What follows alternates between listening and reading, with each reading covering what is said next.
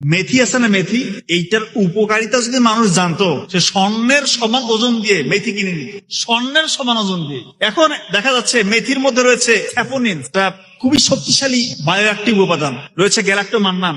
এটা আপনার মানে প্যানক্রিয়াস থেকে ন্যাচারালি ইনসুলিন রিলিজ করবে, আপনার ডায়াবেটিস এর মাত্রা কমে যাবে ইনশাআল্লাহ। এটার যে শক্তিশালী ফ্লাভোনয়েড অ্যান্টিঅক্সিডেন্ট রয়েছে, এটা দেখবেন যে এই যে শীতকাল আসতেছে না, অনেকে দেখবেন যে কাশি জমে গেছে, কাশি কমতেছে না কোনোভাবে।